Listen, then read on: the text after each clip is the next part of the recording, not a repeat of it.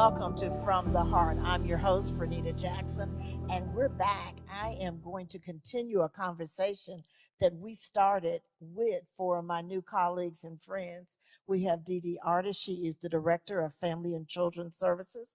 We have Millicent Houston. She is the Permanency Administrator for Douglas County DFACS. We have Judge Natalia Nurse. She is the Associate Judge here in Douglas County.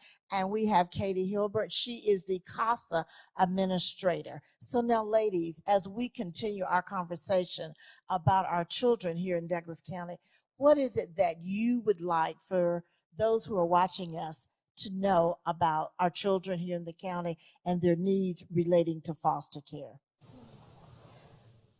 I want folks to know that we don't do this, by ourselves, that a government agency is not a good parent, and we rely on the partnerships with the courts, with CASA, with our foster parents, with mentors, with our service providers, to help to meet the needs of these children and families.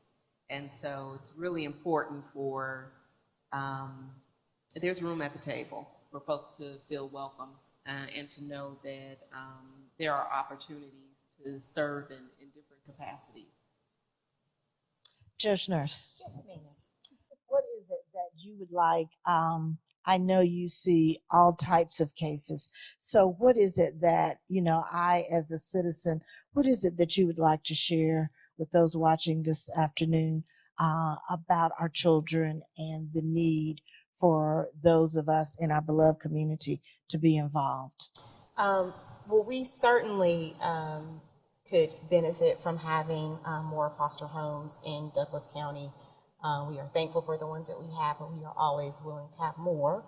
But I think the process works a lot better when foster parents understand that they are part of the partnership as well, and that they really rally around and support not only that child, but the biological parents as well.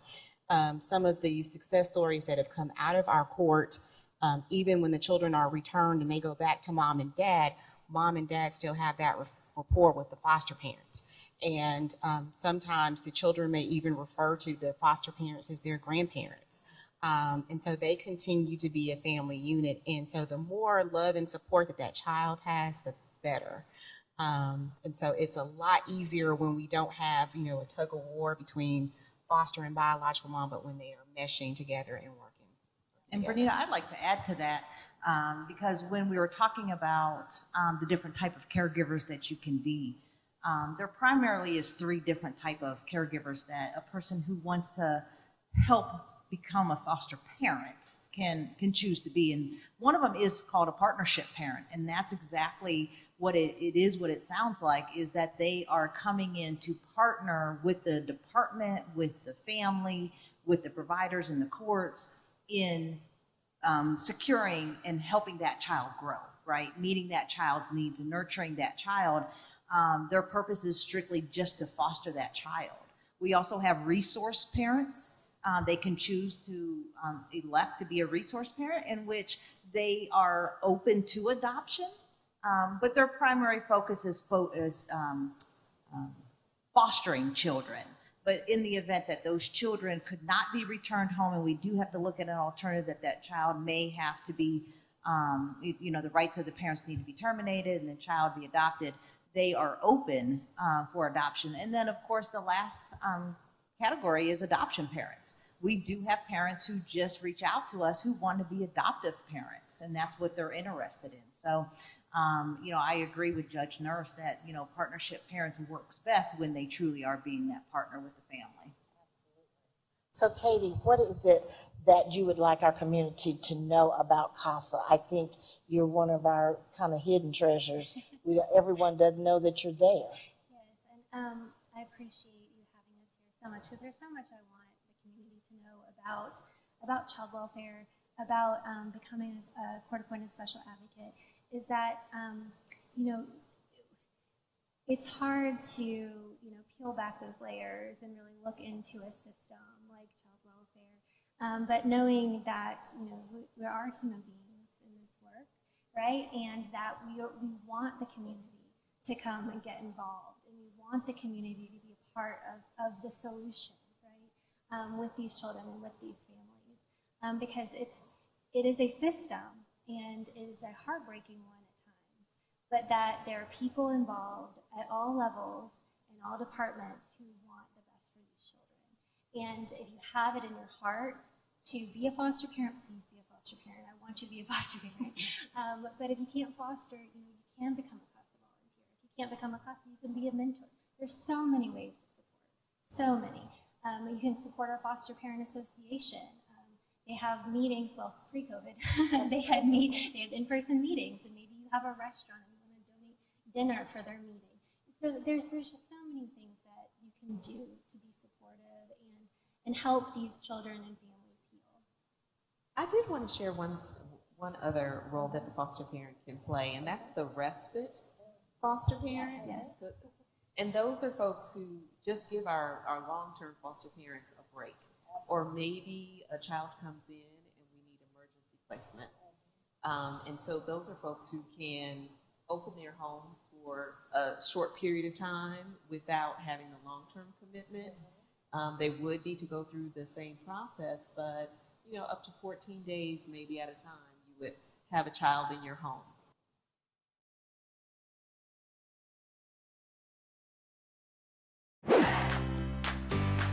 It's my spring break! And I'm gonna show you all of those things that I'm doing for my spring break and some things that you can do on your spring break too.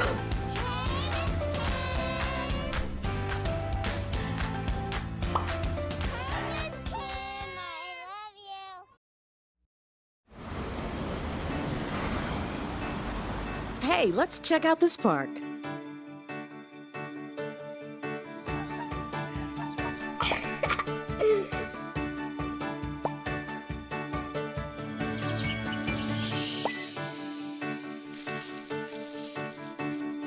Oh, wow, that's really cool.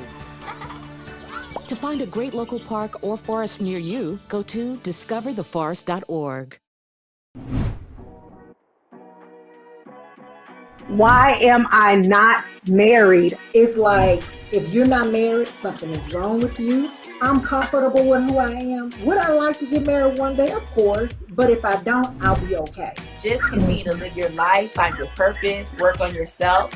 And I believe when it's the right time, you'll cross paths with who you want to be with, find your path, live it, and just trust God to do the rest.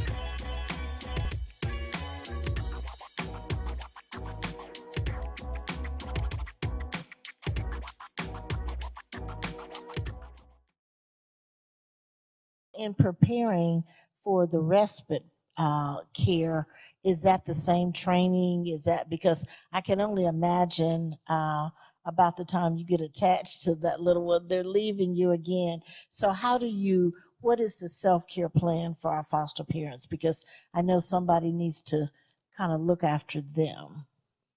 Well, I think it goes back to when we receive an inquiry from a person who wants to be a foster parent, that they attend that pre-service training that Millicent was referencing, and they have those conversations about what foster care really looks like and what child welfare really means. And they can make that determination for themselves what they're comfortable with. Are they comfortable with only having a child in their home for a very short period of time, and maybe that attachment may not happen, right, in a few short weeks, but maybe they'll have a heart to really foster these children, and they do become attached to these children. And sometimes our partnership parents who had no plan of adopting a child falls in love with that child and becomes committed to that child. And in the event that that child is not able to return home, they step up to the plate and say, hey, I want to adopt this child. So, it's not set in stone when you inquire to be a foster parent and state your preference that's where you're stuck. It's not like we're putting a person in a box. It's just that's what their preference is in the beginning, and then as they work with us and we work with them, they can make that decision on their own to go a different route. So what happens, we know that personality plays a big role in this. So what happens when the personalities just don't match? It's just not a good fit. I'm a great foster parent, but for little Susie or Johnny, we're just not meshing. What happens then? Well, I thought Melissa was going to go, On but she can occasion, jump I in. was like- on occasion, there are disruptions, and mostly it's not so much a matter of personalities as it is caregiver capacity doesn't necessarily meet the level of need that the child has. Okay. And so we have to recognize when we don't have good fits and when we can't mitigate that with services or supports, and then we have to maybe move on. We don't like for children to move from placement to placement. So whenever possible, we do what we can to try and salvage placements. But if it's not a good fit, it can get to a place where, maybe it's not a healthy situation for the parent or the child. All right. And as Millicent said, when we do have a notice from a foster parent that says, look, I just cannot keep this child in our home, we're gone are the days where we would just hop in our car and go pick up the child and bring back. Now it's all about what can we do to salvage that stability placement? What services can we put in place and offer to the foster parent? What does the child need in the home that maybe we're not providing yet? And we partner with, we have these staffings, they're quite immediate, and we partner with Katie and her team. They join us on that call because we do want their input. We have the foster parents on the call because we want to hear exactly from them, where is the barrier, what are they struggling with? So we know as a group of how we can come together. And sometimes we have the kids when it's an older youth, and Millicent will, have that conversation right in the meeting with that teenager, talking about what do they need. And so we do our very best to try and stabilize the placement. But again, sometimes best efforts fail, and it's just not a safe placement for the child to remain. And so we do have to, find a different placement that could meet that child's needs. And if I can jump in, with some of our older youth, if I see in a report that this child has been moved a few times, and it may be due to behaviors, sometimes it's beneficial for me to say to that child's attorney, hey, maybe Johnny may need to have an in chambers with me to tell me how he's feeling or how she's feeling. We can have all the attorneys present, but give that young person an opportunity to be heard, because sometimes they feel like their voices are not heard and that they are lost in the shuffle, and that there are all these adults who are making decisions over their heads that affect them and they don't get a say-so in it. And so sometimes we may just need to have a conversation. Okay, what's going on? And a lot of times it's, I'm angry, I'm upset, I'm ready to go home, I'm over this. Why are people continually moving me? And so that allows me to kind of hone in on what the issues are, and if we can address it, if I can have that conversation with that young person and maybe they felt like they've been heard and that their needs are going to be met, then that might help also kind of stabilize the situation. But I wholeheartedly agree. Like we don't like to see, repetitive changes of placement. And I would just like to add to that is that I think, kudos to Judge Nurse and Judge Harrison and our previous judge, Judge Walker. Just they're so trauma focused and so trauma informed and are so willing to step off that bench, to take off the robe, to have a conversation with a youth that might be struggling, right? And we know that when they don't have the words, it comes out of behavior, right? If they can't articulate, I'm mad at my mom, or I'm mad at my dad, or I'm mad at the situation, it comes out of behavior. And they know that, and they're so focused on what is right for the child, that they're willing to just have that one-on-one with them. And I think that really helps. It really helps, especially a young person when they feel like they have no control in their life. So how does other systems play into the care of children that are in foster care? For example, our school system or our medical system here. Little Susie was in school on the west side of the county, and now maybe the foster parent is on the east side. So that may precipitate a school change. How does the school interact to try to resolve, the least amount of trauma for that child? We actually have a liaison. Jill Smith serves as the foster care and homeless youth liaison for the county.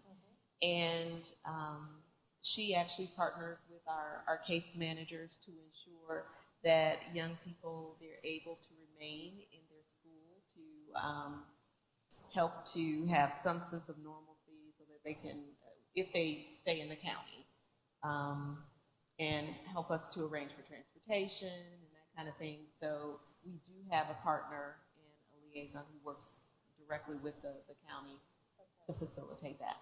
And we also have the school climate meetings and the foster care youth meetings, and that is quarterly.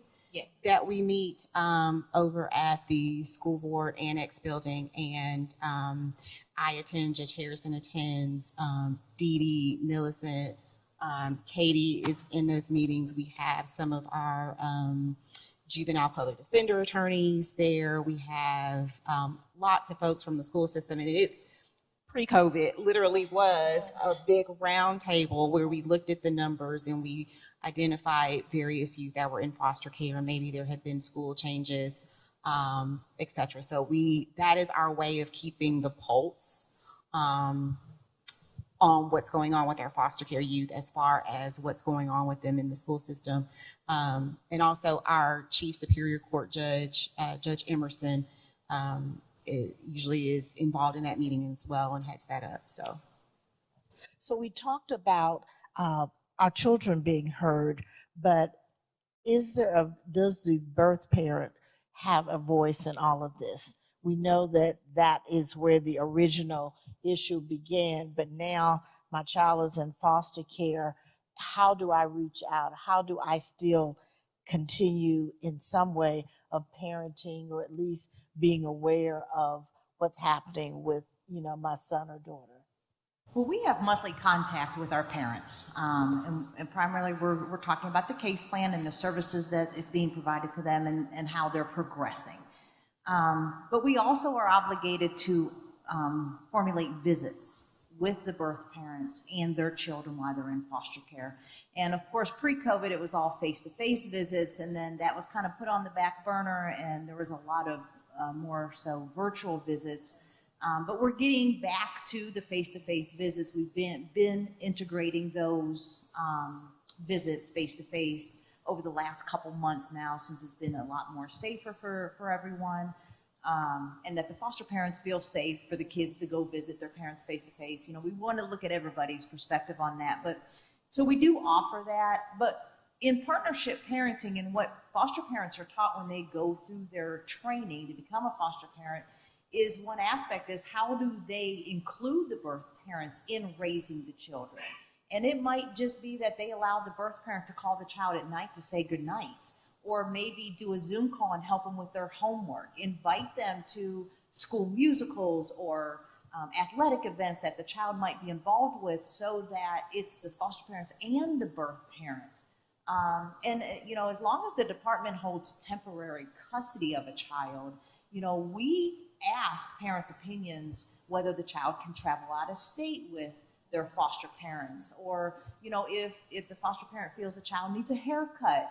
It's not their say, it's not their decision. We want to involve mom and dad and say, hey, is it okay if we have the child's haircut or trimmed or something else? So we try to involve the parents when we can, as much as possible.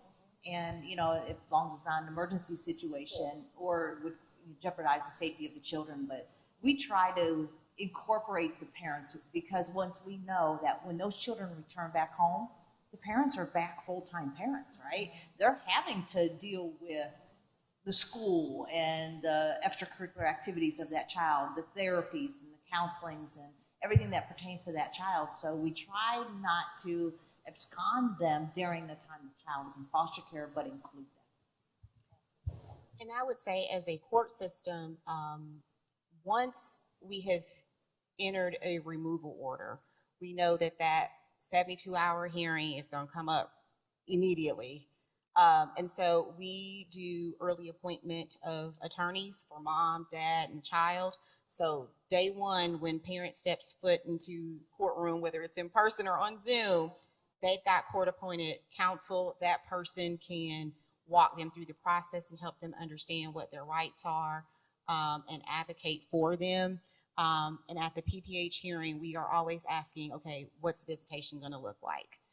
Is it safe and appropriate? Should we have supervised visitation or unsupervised visitation for the parents? What's the schedule? And subsequent to that, typically our orders will reflect, okay, mom and dad are entitled to go to school activities. They need to be included in pediatric appointments, dental appointments. And if we have infants or, children that are nursing, we definitely want mom having consistent time with that child to bond, to keep that level of attachment up, and so to encourage that. So we try to keep the parents incorporated and engaged to the extent possible, but then also to allow them the opportunity to address their issues. And just to add to that as well, a part of the Judge Nurses Court, as well as Judge Harrison, we offer a family treatment court as well, which is a non-punitive court to parents who may have substance use issues. They need that extra support. They need a caseworker to help them get into treatment or appropriate therapies.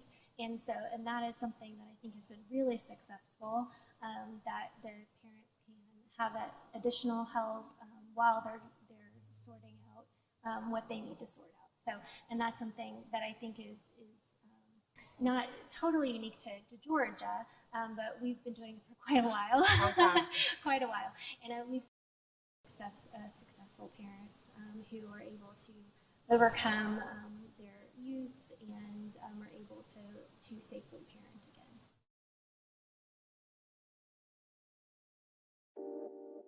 Calendars are going to start coming out for 2022. And some of us are still processing 2020. And I'll start with just being honest, Teresa. I am not ready. We're switching and we're moving and we're turning. Like I said, we have a new norm that we're having to create. And that, I think, is the issue, trying to get your footing into this new norm.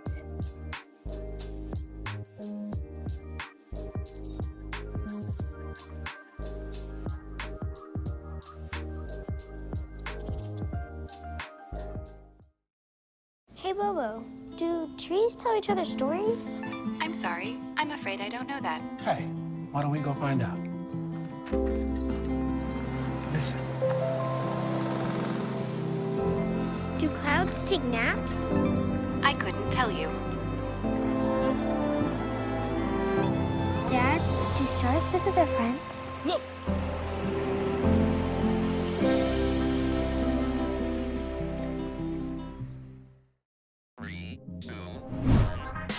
Grab your popcorn, grab your coat, and come on, hang out with us. I just wanted people to sense God's very presence in their homes, on their jobs, and basically teaching them, let's go back, let's draw nigh unto God in this pandemic and allow Him to draw nigh unto us.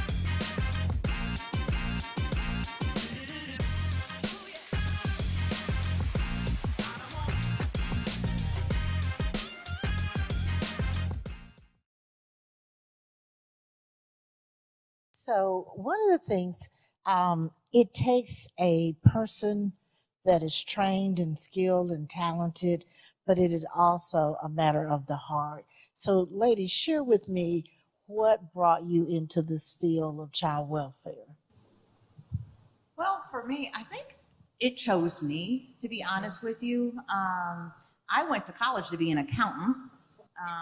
That didn't, I can't add numbers, so that changed after one semester. But so I went into the social work field, and it intrigued me to learn about behaviors and human development and families and children and just social aspects, right? And so I didn't know what I was going to do with it. I went into gerontology actually and was a social worker at a nursing home for a few years, and a position opened up. And once I got hired, within 6 months, I was like, I'm never leaving. I loved this job. So it was never really my intent, although I grew up in a dysfunctional home. I grew up with an alcoholic father, and my mother was a very strong woman who made sure that all of us kids were taken care of and that our needs were met, and that, you know, we never went without, and we were encouraged to all go to college, and, you know, just we had a wonderful mother who supported us through that dark time of my father being an alcoholic. And you know, he recovered when I was a senior in high school. For 17 years, that's all I knew of my dad.